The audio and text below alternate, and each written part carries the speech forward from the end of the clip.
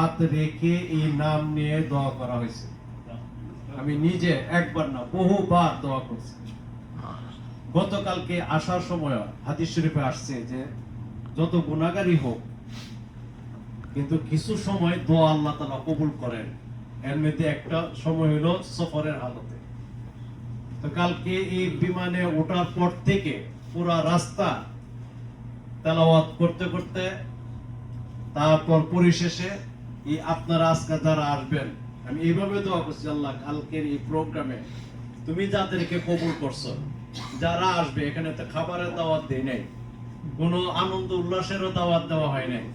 Fund rising এর দাওয়াত মানি হলো যে দিতে হবে কিছু হলো।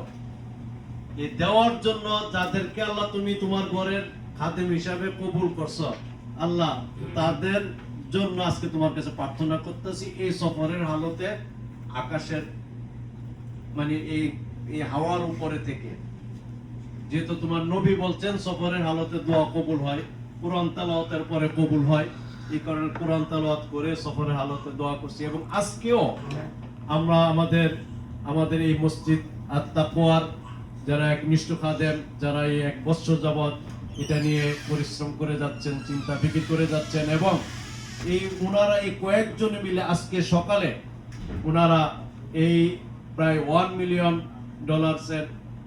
ইন্তজাম করেছেন। ওনাদেরকে নিয়ে আমরা একটা সফরে গিয়েছিলাম, প্রায় এখান থেকে 65 মাইল দূরে এক জায়গায় গিয়েছিলাম। ওখানে আমরা সবাই মুসাফির হিসেবে ছিলাম। ওখানেও সূরা ইয়াসিন তেলাওয়াত করে আপনাদের জন্য দোয়া করা হয়েছে। ইনশাআল্লাহ আরো দোয়া তো হবেই।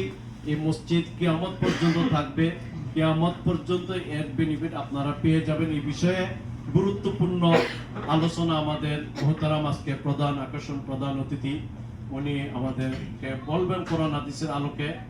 এবং এই মসজিদ